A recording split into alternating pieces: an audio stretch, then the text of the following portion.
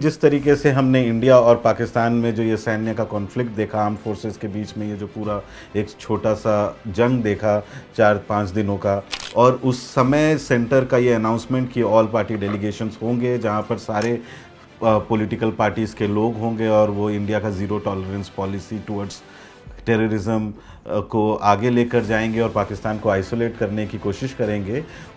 उसके मायने क्या है? लोकतंत्र हित भी कुछ चीज है। उस लोकतंत्र हित के तहत वे अपनी सरकार से प्रश्न पूछना न भूलें।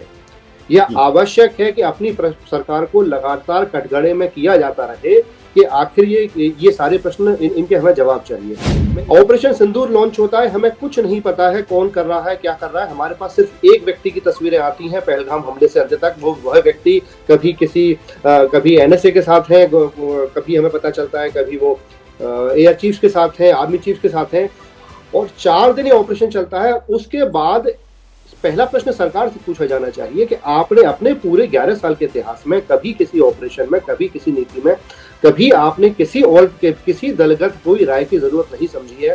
अब अगर ये सिर्फ और सिर्फ ऑल पार्टी डेलीगेशन पहली बार और अंतिम बार अगर अभी होकर रह जाता है तो फिर इसका कोई महत्व नहीं है। ये बहुत ही अपॉर्चुनिस्टिक और अवसरवादी किस्म की ये स्थिति है जब मोदी सरकार घिरी हुई है और तब उसने आनन फानन में इन लोगों को बुलाया है।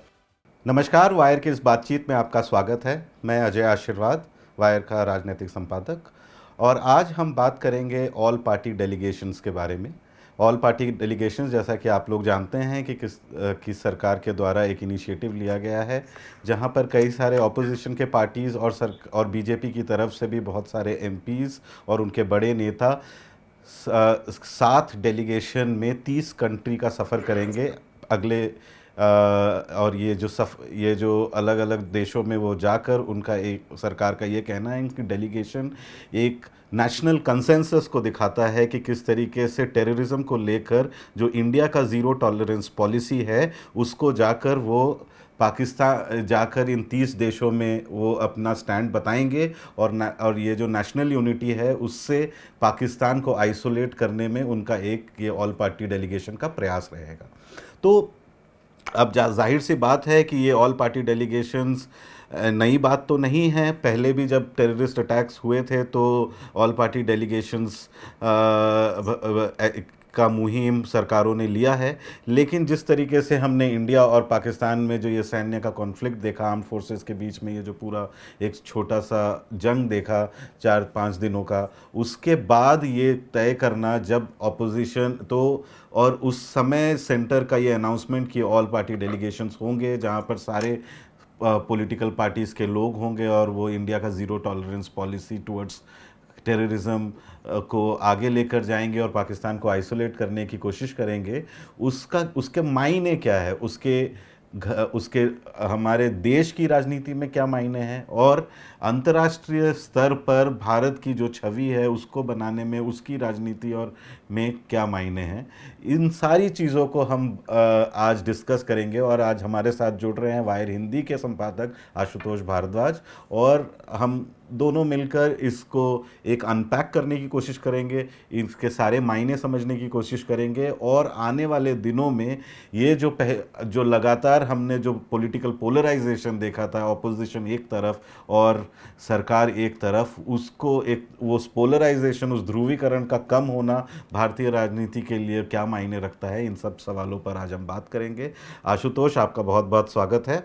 और शुरुआत हम इसी बात से करेंगे कि ऑल पार्टी डेलीगेशंस पहले भी भारत में हुए हैं, लेकिन इस बार एक ऐसी स्थिति में हो रहा है जब मोदी सरकार और जो विपक्ष की जो राजनीतिक पार्टियां हैं उनमें कभी भी बाई पार्टीजनशिप जिसको हम कहते हैं वो कभी भी नहीं देखा गया। और इस बार बाई पार्टीजनशिप का एक उदाहरण देते हुए मोदी सरकार ने ऑपोजिशन पार्टीज़ के भी नेताओं को बुलाकर ऑल पार्टी डेलीगेशन में भेज रहे हैं। और कुछ ऑल पार्टी डेलीगेशन में ऑपोजिशन पार्टीज के जो प्रतिनिधि हैं वो तो लीड भी कर रहे हैं डेलीगेशन, जिस तरह शशि थरूर एक डेलीगेशन लीड कर रहे हैं और सुप्रिया शुले जो है एनसीपी की वो लीड कर रही हैं, डीएमके की कनिमोड़ी भी लीड कर रही हैं एक डेलीगेशन। तो एक ऐसा नहीं है कि उनका सिर्फ एक टोकन रिप्रेजेंटेशन है, बल्कि उनको लीड करने का भी दिया गया है। तो इसको आप किस तरीके से देख रहे हैं? देखिए अजय, इन प्रिंसिपल कोई भी ऑल पार्टी डेलीगेशन वो लोकतंत्र के लिए अच्छा है, देश के लिए बेहतर है, क्योंकि ये सभी दलों को एक प्लेटफॉर्म पर ला रहा है और जो दलगत जो सीमाएं होती हैं, दलगत समस्याएं हैं, उनसे उभरने का मौका देता है। लेकिन ये सरकार और ये ऑल पार्टी डेलीगेशन कैसा है और किस समय आया है, हमें इस पर चर्चा, इस पर स्पष्ट, हमें इसको लेकर किसी मुगालते में, गलतफहमी में नहीं रहना चाहिए। ये वो सरकार है जिसने अपने किसी भी निर्णय को कभी विपक्ष के सामने रखने की, उससे चर्चा करने की जरूरत नहीं समझी है। डिमोनेटाइजेशन अकेले कर देते हैं। 2019 अगस्त में जब जम्मू कश्मीर का विभाजन, ये उस स्टेट को तोड़ रहे हैं, उस समय उस असेंबली में उस जगह राष्ट्रपति शासन लगा हुआ है और हम जानते हैं कि संविधान के अनुसार यह आवश्यक है कि कोई भी असेंबली खुद इस बात को कहेगी, एक इच्छा जाहिर करेगी कि मुझे 2 भागों में बांट दीजिए, लेकिन इसके बावजूद उन्होंने राष्ट्रपति शासन के दौरान एक स्टेट को तोड़ दिया। ऑपरेशन सिंदूर लॉन्च होता है, हमें कुछ नहीं पता है कौन कर रहा है, क्या कर रहा है। हमारे पास सिर्फ एक व्यक्ति की तस्वीरें आती हैं पहलगाम हमले से अंत तक। वह व्यक्ति कभी एनएसए के साथ है, कभी हमें पता चलता है कभी वो एयर चीफ्स के साथ हैं, आर्मी चीफ्स के साथ हैं, और 4 दिन ये ऑपरेशन चलता है। उसके बाद पहला प्रश्न सरकार से पूछा जाना चाहिए कि आपने अपने पूरे 11 साल के इतिहास में कभी किसी ऑपरेशन में, कभी किसी नीति में, कभी आपने किसी दलगत कोई राय की जरूरत नहीं समझी है। अब हमेशा कांग्रेस मुक्त भारत का नारा देते रहे हो। अचानक इस समय ऐसा आपके पास क्या संकट आया है, क्या जरूरत आई है जिससे कि आप इस कदम को उठाने के लिए मजबूर हो गए हैं? मेरे ख्याल जी से जी। अंत में अपनी एक लाइन में बात कहूंगा। किसी भी ऑल पार्टी, किसी भी सर्वदलीय सम्मेलन का स्वागत होना चाहिए, लेकिन पहला प्रश्न ये पूछना चाहिए, जो सरकार विपक्ष से नफरत करती रही है, विपक्ष को जेलों में भरती रही है, कांग्रेस मुक्त भारत का नारा देती रही है, वो कांग्रेस के एक बड़े नेता को अमेरिका जाने के लिए कैसे उस डेलीगेशन का हेड बना सकती है? पहले हमें, मेरे ख्याल से इस पर हमें उनसे एक बार पूछ लेना चाहिए। आशुतोष, आज मैं जयराम रमेश उनका भी ट्वीट देख रहा था मैं, और उन्होंने भी यही कहा है कि ऑल पार्टी डेलीगेशन उनका ये कहना है कि ऑल पार्टी डेलीगेशन एक मजबूरी बन गई थी इस सरकार की, क्योंकि ये नेशनल कंसेंसस दिखाने के लिए, क्योंकि जिस तरीके से उन्होंने ये कहा है कि जो जहरीली राजनीति भाजपा देश में कर रही है, उससे भारत को इंटरनेशनल लेवल पे काफ़ी नुकसान पहुंचा है, और इसीलिए उनको ये नेशनल कंसेंसस दिखाना काफ़ी ज़रूरी पड़ गया था। लेकिन इसके बारे में हम बाद में आएंगे। लेकिन इस पूरे ऑल पार्टी डेलीगेशन एक ऐसी राजनीतिक कॉन्टेक्स्ट में हो रहा है, एक ऐसे जहाँ पर शुरुआत में मोदी सरकार अभी अपने ही सपोर्टर्स के घेरे में है सीज़ फायर का डिक्लेरेशन के बाद, जहाँ पर एक वॉर का उन्माद फैला रही थी यहाँ पे हमारी मीडिया, और वहाँ पर जहाँ सरकार इस तरीके से एक रिस्ट्रेंड लैंग्वेज में बात कर रही थी, तो इंटरनेशनल सपोर्ट एक तरीके से इंडिया को नहीं मिला है बहुत जगह। आज वायर में ही हमने जॉन ब्रिटास जो सीपीएम के हैं और असदुद्दीन ओवैसी जो एएमआईएम के हैं, तो उन्होंने भी साफ तौर से कहा है कि जिस तरीके से सिर्फ 2 जो एक तरीके से ऑटोक्रेटिक देश हैं, एक इज़राइल और एक टर्की, इज़राइल और टर्की, इन्हीं 2 का इज़राइल का सपोर्ट मिला है, और किसी एक देश जो भी ऑटोक्रेटिक है, उन्हीं का, इन 2 ही देशों का सपोर्ट मिला है भारत को, और बाकी जगहों से सपोर्ट भारत को नहीं मिला है। तो उस पर एक ये रहा।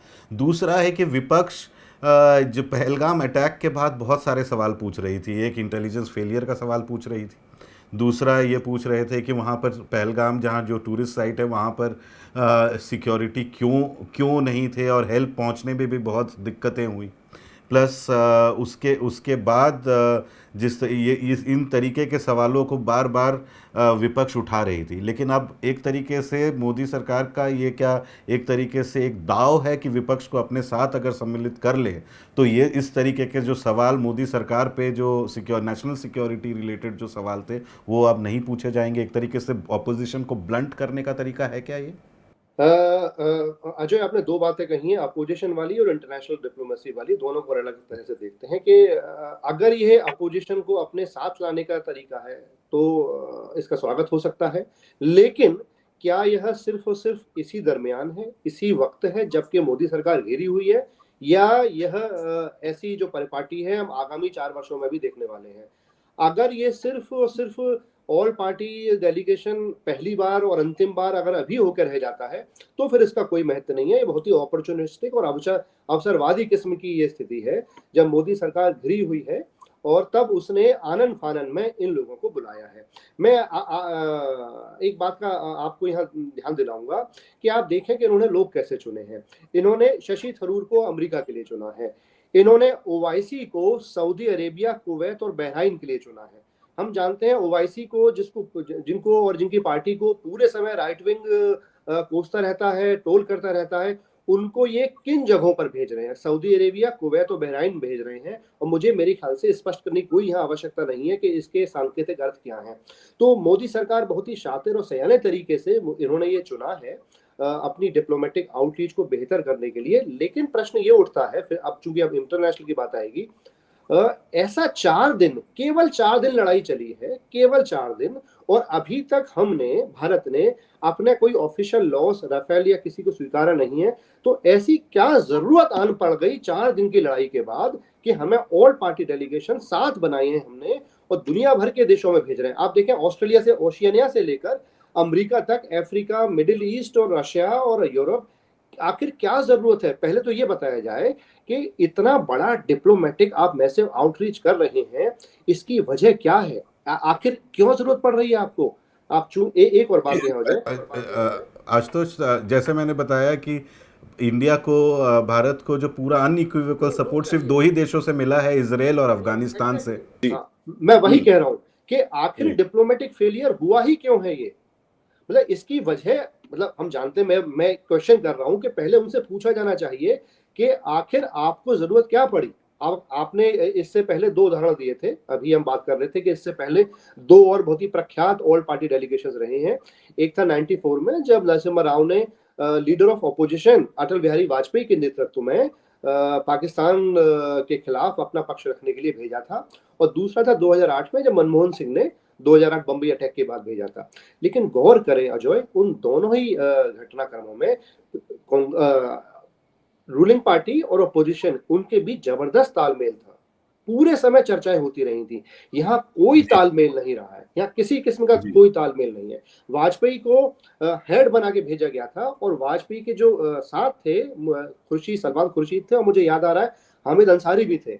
आप याद करें, हामिद अंसारी पर मनमोहन सिंह, नरेंद्र मोदी ने जब प्रधानमंत्री थे, जब हामिद अंसारी साहब रिटायर होते हैं, कितनी तीखी और कितनी सांप्रदायिक किस्म की टिप्पणी करी थी, आपको याद होगा। मतलब आप चाहें तो हमारे दर्शक चाहें तो उस समय जाकर देख सकते हैं।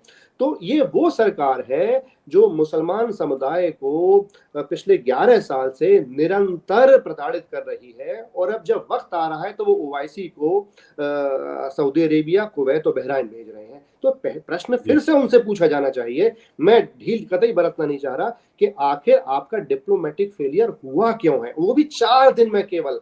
आपको सिर्फ 4 दिन की लड़ाई के बाद आपको दुनिया भर में भेजने की जरूरत पड़ गई है। जी नहीं, और जिस तरीके से आपने आशुतोष ये बताया कि आपको ज़रूरत क्यों पड़ी है, और लेकिन एक तरीके से ऑपोजिशन, दूसरा जो सवाल मेरा था कि ऑपोजिशन को या क्या ब्लंट करने का एक तरीका हो सकता है? क्योंकि इससे पहले हमने देखा कि हाँ, नेशनल सिक्योरिटी में सारे ऑपोजिशन के जो पार्टीज़ हैं वो लगातार सरकार के पक्ष में खड़े रहे। लेकिन साथ में वो ये भी सवाल पूछ रहे थे कि भाई ये इंटेलिजेंस फेलियर का एक बड़ा केस है। कल राहुल गांधी ने ये ट्वीट करके ये भी बताया है कि वो सरकार से जवाब मांगा है कि हमारा कितना लॉस हुआ। जो इंटरनेशनल मीडिया जो ये लॉसेस दिखा रहे हैं कि हमारे कुछ फाइटर जेट्स गए हैं, गिरे हैं, तो उनके बारे में सरकार सामने क्यों नहीं आ रही है सर। और जब पहलगाम में अटैक हुआ तो वहाँ पे पुलिस प्रबंध बिल्कुल भी नहीं था और बहुत देर के बाद वहाँ पर कुछ भी पुलिस वहाँ पर पहुँच पाई। दूसरा ये सवाल है कि जो लोग मतलब सीज़ फायर के बाद पूछ रहे हैं कि डोनाल्ड ट्रंप अमेरिकन इंटरवेंशन के बारे में बात हो रही है कि वो पहले अनाउंस कर रहे हैं और हम अनाउंस नहीं कर रहे हैं, मोदी जी अनाउंस नहीं कर रहे हैं, या पाकिस्तान की तरफ से भी कोई अनाउंसमेंट नहीं है, उससे पहले डोनाल्ड ट्रंप हो रहा है। और फिर साथ में हमने ये भी देखा कि लगातार all parliament special parliament session जो 2008 में भी हुआ था, 2001 में भी हुआ था, वो लगातार इस बार मोदी जी ने, प्रधानमंत्री ने वो नहीं किया है स्पेशल पार्लियामेंट सेशन, इतने सारे डिमांड के बाद भी। और ऑल पार्टी उनकी उनकी ये डिमांड पूरी नहीं की गई। तो दूसरी बात ये है कि जो ऑल पार्टी मीटिंग्स भी हुए वहाँ प्रधानमंत्री एब्सेंट रहे, वहाँ पर अनुपस्थित रहे, और उसके बारे में भी सरकार, बहुत सारे विपक्षी पॉलिटिशियंस ने ये सवाल उठाया कि वो क्यों नहीं, 2 ऑल पार्टी मीटिंग हुई कि मगर प्रधानमंत्री उसमें नहीं आए। लेकिन ऑल पार्टी डेलीगेशंस आजकल जिस तरीके से जो न्यूज़ में है, तो उससे ये सारे जो सरकार की तरफ जो क्रिटिसिज्म, जो सवाल उठाए जा रहे हैं, वो कहीं छुप के शायद रह जा रहा है और एक तरीके से ब्लंट हो जा रहा है। इसके बारे में आपका क्या कहना है? अजय, तात्कालिक तौर पर ये रणनीति हो सकती है कि जो भी प्रश्न इन पर हो, सरकार पर हो रहे थे, अब वो प्रश्न इस ऑल पार्टी डेलीगेशन का जो अम्ब्रेला है उसके तले दुबक जाएंगे। हाँ, ये संभावना बन सकती है, आप इसे एक स्ट्रेटेजी मान सकते हैं। लेकिन मेरे ख्याल से यहाँ न सिर्फ इन सभी पार्टीज की, बल्कि ये जो पार्टी जो दलों में जा रहे हैं उनकी जिम्मेदारी बनती है कि राष्ट्रहित के अंतर्गत वे जा रहे हैं, बहुत अच्छी बात है, लेकिन लोकतंत्र हित भी कुछ चीज है। उस लोकतंत्र हित के तहत वे अपनी सरकार से प्रश्न पूछना न भूलें। यह आवश्यक है कि अपनी सरकार को लगातार कटघरे में किया जाता रहे कि आखिर ये सारे प्रश्न इनके हमें जवाब चाहिए। मैं एक और बात यहाँ कहता हूँ कि इन एमपीज को, जो लोग जा रहे हैं, उनको ये भी थोड़ा सोचना चाहिए कि अब अगर जाएंगे तो वहां जाकर इन्हें बोलना क्या है, क्या तैयारियां अभी हुई हैं। हमारे पास मुझे सिर्फ इतना पता है कि हमारे फॉरेन सेक्रेटरी ने इनकी कुछ ब्रीफिंग्स ली हैं जिसमें पाकिस्तान के खिलाफ डोजियर दिया है। लेकिन मेरा प्रश्न ये है अजय कि वहां मान लीजिए अगर फ्रांस जाते हैं और फ्रांस वाला जो डेलीगेशन है उनसे प्रश्न पूछा जाता है, फ्रांस की मीडिया पूछती है कि कितने राफेल आपके गिरे, क्या इन्हें मालूम है? क्या अगर अमेरिका में पूछा जाता है कि ये बताइए कि हमारा प्रेसिडेंट तो कह रहा है कि उन्होंने इस तरह से ब्लो बाय ब्लो अकाउंट दे रहे हैं कि इस तरह से आपका सीज फायर करवाया, क्या हमारी तो आपका क्या कहना है? क्या हमारे एमपीज के पास इसके उत्तर हैं? क्या हमारी सरकार ने इन क्रूशल इश्यूज पर कुछ डोजियर दिया है? मेरे ख्याल से कम हमें तो नहीं पता चला है। सिर्फ इतना आया है कि विक्रम मिस्री ने, फॉरेन सेक्रेटरी ने ब्रीफिंग ली है और पाकिस्तान के खिलाफ डोजियर दिया है। वो बहुत ही लेजिटिमेट है, रेलिवेंट होगा, मैं स्वीकार करने को तैयार हूं। लेकिन जो हमारी आंतरिक समस्याएं हैं जो उसमें उभर कर आई हैं, उस पर कहां चर्चा हुई है? अगर मान लीजिए, कल्पना कीजिए, फ्रांस में कोई पूछेगा तो हमारा डेलीगेशन क्या कहेगा आखिर? हमारे डेलीगेशन भी उतना ही अंधेरे में है जितना मैं और आप अंधेरे में है। हमें अभी नहीं जी। पता है हमारे साथ कि हमारा क्या लॉस हुआ है। तो जैसा कि आपने कहा, प्रधानमंत्री की जिम्मेदारी बनती थी कि ऑल पार्टी डेलीगेशन भेजने से पहले ऑल पार्टी मीटिंग बुलाते और इन क्रूशियल क्वेश्चंस को जो राहुल गांधी पूछ रहे हैं या आप पूछ रहे हैं, हम लोग पूछ रहे हैं, उनको पहले एड्रेस किया जाता। मिनिस्ट्री ऑफ एक्सटर्नल अफेयर्स ने ये कहा है, सारे ऑल पार्टी डेलीगेशंस को बुलाया था और उनको टॉकिंग पॉइंट्स दिए हैं। लेकिन बहुत सारे ऑब्जर्वर्स का ये कहना है कि आप पहली बार, बहुत सारे ऐसे लोगों का कहना है कि जैसे अभी पिछले 4-5 दिनों में हमने देखा कैसे अशोका यूनिवर्सिटी के प्रोफेसर अली खान महमूदाबाद, उन्होंने काफ़ी बैलेंस्ड एक क्रिटिसिज्म लिखा था और आर्म फोर्सेस को की सराहना करते हुए, सरकार की सराहना करते हुए, फिर भी उनके खिलाफ एफआईआर हो गया है। इसके बाद इतने सारे कश्मीरी स्टूडेंट्स के देश के अंदर बहुत ज़्यादा अटैक हुए हैं, मुसलमानों के प्रति भी कि काफ़ी आक्रामक रवैया देश में जो हिंदुत्व की राजनीति के अम्ब्रेला में जो लगातार हम देख रहे हैं, और इन 4-5 दिनों में पिछले हफ्ते इसका और ज़्यादा उदाहरण हमें देखने को मिले।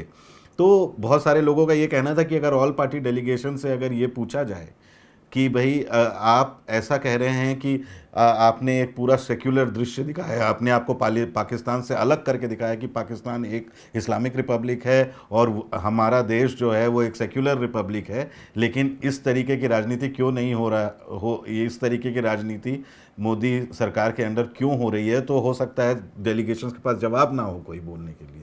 एकदम सही बात है, यही मैं आपसे कह रहा था कि हमारी और वो एक एम्बैरेसिंग क्वेश्चन होगा सारे डेलीगेशंस के लिए। हमारी आंतरिक स्थिति, हमारी आंतरिक सिचुएशन इतनी खराब है कि प्रोफेसर की जो पोस्ट है उनका हमका सभी ने कल ही हमने हिंदी अनुवाद छापा है।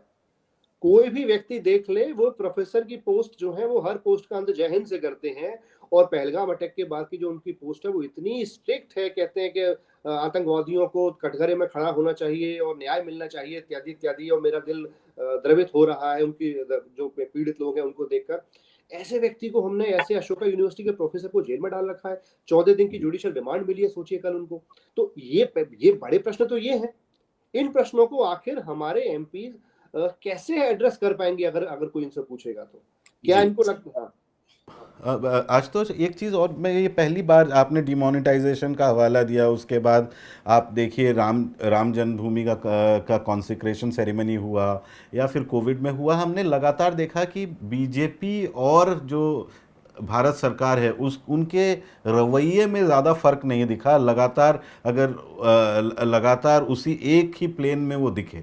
लेकिन ये जो पिछली बार पहलगाम के अटैक के बाद हमने देखा कि भारत एक तरीके से फिर से वो नेहरूवियन डिप्लोमेसी की तरफ, एक नेहरूवियन सेक्युलर आइडेंटिटी की तरफ भारत सरकार ने अपने आप को प्रोजेक्ट किया, जहाँ पर कर्नल सोफिया कुरैशी और वेमिका सिंह और विक्रम सिंह एक उस तरीके से एक ऑप्टिक्स दिखा हमें कि एक पूरे सेक्युलर देश का। और लेकिन साथ में आप बीजेपी का आप माइनॉरिटीज़ या मुसलमान समुदाय के प्रति रवैया देखें तो वो पूरी तरीके से आक्रामक था। जहां सरकार ये कह रही है कि हम वॉर नहीं चाहते हैं, बीजेपी और बीजेपी के जो प्लाइंट चैनल्स है, टीवी चैनल्स, वो एक तरीके से उन्माद फैला रहे थे, एक वॉर हिस्टीरिया फैला रहे थे।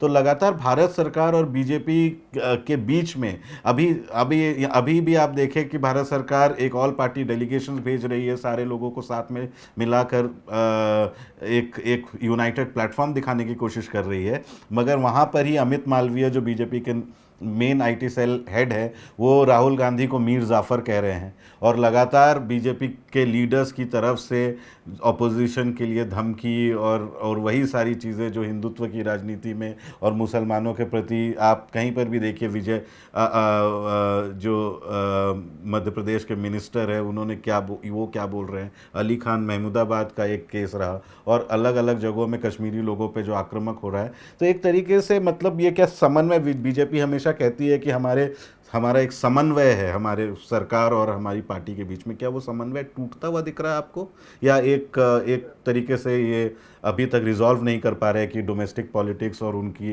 इंटरनेशनल पॉलिटिक्स के बीच का समन्वय खत्म हो रहा है? अजय, मैं इसको इस तरह नहीं देखना चाहूंगा। मैं इसको ऐसे देखूंगा कि सत्ता है हमारी, उस सत्ता के दो अंग हैं, पार्टी है और सरकार है। और ये दोनों बड़े सहज रूप से दो स्वरों में दो तरह से बोलते हैं और ये इनको सुहाता है। इनको दुनिया के सामने ऑप्टिक्स बहुत सुहाता है कि ये ऑल इंक्लूसिवनेस का संदेश दें, यूसुफ पठान को ले जाएं, ओवैसी को ले जाएं और सोफिया कर्नल जो हमारी कर्नल है उनको मंच पर रख दें। लेकिन ये दुनिया को दिखाने के लिए है। दांत दिखाने के कुछ और है, दिखाने के कुछ और है। जो अंदर जो सिस्टम है वो अलग चला आ रहा है। अगर वो सिस्टम अलग नहीं होता अजय, अगर ये दो एकदम विपरीत होते तो अब तो अशोका के प्रोफेसर की गिरफ्तारी नहीं होती, एमपी के मंत्री वो कमेंट नहीं दे पाते, और कमेंट अगर करने के बाद उनकी तुरंत कहीं भीषण उसकी केसेस में, धाराओं में गिरफ्तारी हो जाती। और जो आप अमित मालवीय रेजिग्नेशन भी नहीं दे रहे हैं वो, और बीजेपी की तरफ से कोई प्रयास भी नहीं है कि उनका रेजिग्नेशन ले। देखिए, सरकार और पार्टी के बीच समन्वय का प्रश्न जब आएगा जब सरकार ऐसी चीजों पर कोई तलखी कुछ आपत्ति करेगी क्या सरकार ने महमूदाबाद की अरेस्ट पर कोई आपत्ति करी है? क्या सरकार ने, मैं सरकार की जानना चाहता हूँ। और भूल जाइए, हमारे फॉरेन सेक्रेटरी की जो भयंकर ट्रोलिंग होती है, हमारे फॉरेन सेक्रेटरी को बाध्य होकर अपना अकाउंट लॉक करना पड़ता है। क्या हमारे फॉरेन मिनिस्टर उस पर कोई स्टेटमेंट देते हैं, जो कि उनके कलीग हैं? हमारे फॉरेन मिनिस्टर में यहाँ जोर डालूंगा अजय, वो पॉलिटिशियन नहीं है कि वो डिस्टेंट रहे हो। फॉरेन मिनिस्टर ने बहुत लंबे समय तक फॉरेन सेक्रेटरी के साथ काम किया है, उनको पता है कि ये उनका जूनियर कोलीग है। वो उनके साथ क्यों नहीं आते हैं आखिर? मैं नहीं जी मानना चाहता अजय कि सरकार और पार्टी के बीच में समन्वय नहीं है। मैं इसे इस तरह देखना चाहता हूं कि सरकार और पार्टी ये दोनों दो मुंह से बोलती हैं और इनको ये चीज सुहाती है। ये विदेश में जाकर गौड़से की पूजा नहीं कर सकते हैं। जब भी प्रधानमंत्री विदेश में जाते हैं वो गांधी का ही नाम लेते हैं, लेकिन घर जी। लौटते ही वो गौड़सेवादी, उनका पूरा दल गौड़सेवादी है वो। तो ये बहुत ही सोची समझी रणनीति है। दांत दो दांत हैं, खाने के कुछ और है, दिखाने के कुछ और है। मैं इसको इस तरह अब से ये महमूदाबाद का ये अरेस्ट को लिख लीजिए, इंटरनेशनल मीडिया में भारत सरकार को बहुत बैड प्रेस मिला। न्यूयॉर्क टाइम्स, फिनेंशियल टाइम्स, जी हर जी जगह में जी महमूदाबाद के एग्जैक्टली। केस और उनके पोस्ट, जो भी कहीं पे भी ये पढ़ा जाए तो वहाँ पर कैसी धाराएं उनको सेडिशन के धाराओं में फंसाया हुआ है, तो एक वो क्या हास्यास्पद क्या लगेगा नहीं बाहर है। के लोगों को। जी। हाँ हाँ। तो इस तरीके से तो आज तो आखिरी आखिरी में यही पूछना चाहूँगा कि इस ऑल पार्टी डेलीगेशंस आगे क्या, आप इसको किस तरीके से देखते हैं? आने वाले दिनों में क्या ये जो प्रधानमंत्री ने जो ये कहा कि आने ये न्यू नॉर्मल और एक न्यू डॉक्ट्रिन की बात की, और उसी के तहत ये ऑल पार्टी डेलीगेशन भेजा जा रहा है कि जो new doctrine to tackle terrorism, उसको कि अब जो टिट फॉर टैट की अगर हमें, और उन्होंने ये न्यू डॉक्ट्रिन में ये कहा कि अब वो टेररिज्म स्पॉन्सरिंग स्टेट्स और टेरर आउटफिट्स के बीच में फ़र्क नहीं करेंगे। न्यूक्लियर ब्लैकमेल से अब वो पीछे नहीं हटेंगे। और ये पहले ग्राउंड लेवल स्ट्राइक किया, फिर एयर स्ट्राइक्स किया, और अब इस तरीके से प्रिसीजन अटैक्स किया अलग अलग जगहों में, और इसका ये बढ़ता ही चला जाएगा। तो ये एक उन्होंने एक ऑप्टिक्स देने की कोशिश की है। हालांकि उनको बहुत सीज़ फायर के लिए काफ़ी ज़्यादा क्रिटिसिज्म भी झेलना पड़ रहा है उन्हीं के अपने ही सपोर्टर्स से। तो ऐसे में ऑल पार्टी डेलीगेशंस बाहर जाएंगी, और ये जो पूरा जो एक डिप्लोमेटिक आउटरीच है वो उस वो करेंगी, तो इसमें आपको क्या लगता है निकल कर आएगा? देखिए क्विकली दो चीजें। पहले तो न्यू डॉक्ट्रिन जो आप कह रहे हैं, न्यू डॉक्ट्रिन क्या है, इसकी सफलता इसके चेस्ट थंपिंग से पहले हमें ये पता चल जाए, प्रधानमंत्री या उनकी सरकार या पार्टी ये बता दे कि वाकई दरअसल हुआ क्या है। हमारे कितने सैनिक या कितने राफेल या हमारा कितना नुकसान हुआ है, जब तक हमें ये पता नहीं चलेगा हम इस डॉक्ट्रिन पर मोहर नहीं लगा पाएंगे। दूसरा, जी हमें ये भी एकदम स्पष्ट बताए सरकार, प्रधानमंत्री खुद एड्रेस करें कि जो प्रधानमंत्री का बड़ा फेम्ड कुछ दिन पहले जो एड्रेस टू नेशन आया था, उसमें हमें ये पता चलना चाहिए कि ट्रंप जो आखिर क्लेम कर रहे हैं उस पर उनका क्या कहना है। जब तक ये बात नहीं आएगी मुझे लगता नहीं है कि हम इस बारे में हमें कोई बहुत गंभीरता से लेना चाहिए इस पूरी प्रक्रिया को, क्योंकि भारत सरकार की इस पूरे कई दावों में कई सारे पेंच हैं। अब हम आते हैं वर्ल्ड पार्टी डेलीगेशन पर। आज जैसा कि हम जानते हैं अजय, पहला डेलीगेशन रवाना हुआ है, अभी 6 और हैं। अभी हम देखते हैं वहां क्या होगा। हम उम्मीद करते हैं कि ये सभी 7 दल जो हैं अपनी बातें वहां रख सकें, लेकिन अभी हमें कुछ नहीं पता है, की आइटिनरी नहीं पता है। हमें नहीं मालूम है ये वहां जाकर प्रेसिडेंट से मिलेंगे, प्राइम मिनिस्टर से मिलेंगे, वहां मंत्रियों से मिलेंगे, सेक्रेटरी से मिलेंगे, या मीडिया से इंटरेक्शन करेंगे। हमें सिर्फ इतना पता है कि ये लोग गए हैं। तो मालूम वहां दे अभी इस मेरे ख्याल से थोड़ी जल्दबाजी होगी। देखा जाना चाहिए कि आखिर 7 जो अनप्रेसिडेंटेड डिप्लोमेटिक आउटरीच है इन 4, केवल मैं फिर से दोहराऊंगा, केवल 4 दिन की लड़ाई हुई थी, और 4 दिन के बाद हमने 7 डेलीगेशंस भेजे हैं, तकरीबन 50 से अधिक अपने वरिष्ठ नेताओं के, उसमें कुछ डिप्लोमेट्स भी मौजूद है। तो ये लोग क्या करके लाते हैं, उसके बाद शायद हम इसका आकलन कर पाएंगे। अभी थोड़ी सी जल्दबाजी होगी मेरे ख्याल से। जी जी। लेकिन आशुतोष, मैं इसी बात पर हम करूँगा, लेकिन ये हम देख ही रहे हैं कि किस तरीके से जब बात हालांकि मोदी सरकार लगातार एक पूरे जो इंडिया का जो सेक्युलर कल्चर था, एक इंडिया का जो डेमोक्रेटिक मल्टीकल्चरल एक तरीके से फिलॉसफी थी उसको एक तरीके से हिंदुत्व की राजनीति की तरफ से और यूनिलैटरल तरीके से ऑटोक्रेटिक तरीके से चलाया है, चलाने की डोमेस्टिक पॉलिटिक्स करते रहे हैं। अपने आप को वो लगातार विश्व गुरु बनाने के चक्कर में जो वो है लगातार फॉरेन ट्रिप्स करते रहे हैं।